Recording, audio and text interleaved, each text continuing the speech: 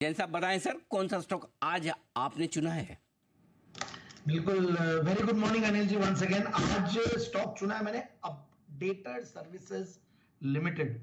एक नया हाल ही में लिस्टेड कंपनी है। अक्टूबर की 4 तारीख को 2023 में लिस्ट हुई थी। 280-300 की प्राइस बैंड थी और उससे डिस्काउंट में लिस्ट हुआ था। और मैंने आपकी भी राय देखी थी, आपने बहुत ही बढ़िया राय दी थी अनिल जी, क्योंकि उस टाइम पे मार्केट का माहौल भी खराब था। और एक बार मैं टारगेट बता दूं, 350 370 का टारगेट और 385 का हाई स्टॉक ने बनाए हुए हैं। और उस टाइम पे ये था कि मार्केट्स के माहौल भी खराब थे और बहुत ज्यादा इशू भी सब्सक्राइब नहीं हुआ था। और यही राय थी कि इसको हम बाद में एक्सप्लोर करेंगे लिस्टिंग के बाद, दैट विल बी बेटर, क्योंकि वैल्यूएशन सस्ते भी है, मैनेजमेंट भी बढ़िया है। तो ये सारी चीजें देखते हुए, और मैं बाकी भी कई आईपीओ नोट्स पढ़ा हूं और थोड़ा जो डिटेल्स थे वो सब देख के आए। तो 280-300 की रेंज में प्राइस बैंड के सामने 285 पे लिस्ट होके 385 जाके अब वापस से 301 पे जब स्टॉक मिलता है तो बढ़िया लगता है। और अभी 327 के लगभग होगा, बट येट मुझे लगता है कि अपना टेक्निकली अब ये स्ट्रांग हो गया, फंडामेंटली भी चेंजेस आए हैं।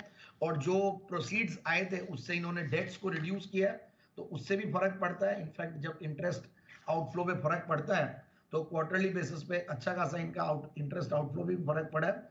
और अब जो मुझे लगता है कि मैं एक बार बैकग्राउंड एक बार बताऊं, ये फैसिलिटीज मैनेजमेंट सर्विसेज में है, जो कि वैसे लो मार्जिन बिजनेस है, बट ओवरऑल एक अच्छा बिजनेस है। काफी सालों से कंपनी काम कर रही है इसमें। और दूसरा बिजनेस सपोर्ट सर्विसेज, जहां पे सेल्स एनेबलमेंट सर्विसेज है या ऑडिट एंड एश्योरेंसेज है, एम्प्लॉय बैकग्राउंड वेरिफिकेशन चेक वाला काम करना, मॉल रूम मैनेजमेंट, तो ये सारे काम जो एक तरीके से यही बोलूंगा कि मैं और जॉब्स है वो ये कंपनी करती है। और जो आईपीओ के पैसे आए उससे एक्सपेंशन तो करना ही है। और कुछ इन्होंने स्ट्रेटेजिक एक्विजिशंस भी पास्ट में किए हैं। जून 2023 में भी किया है, 2022 में भी किया, 2020 में भी किया। तो काफी सारी सब्सिडियरीज भी है।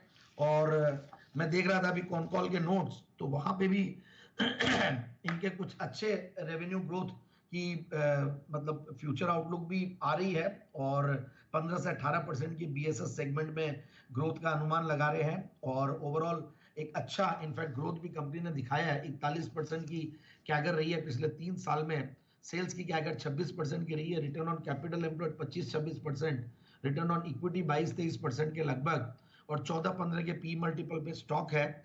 और 105 करोड़ के डेट, यानी कि 0.1512 का डेट इक्विटी रेशियो, तो वहां कोई दिक्कत है नहीं। और 10 करोड़ के पैट के सामने, मार्च 2023 में 10 करोड़ का पैट था, उसके सामने 24 करोड़ का पैट, क्वार्टरली पैट मार्च 2024 में आया। और 66 करोड़ के पैट पे टीटीएम बेसिस पे कंपनी बैठी है।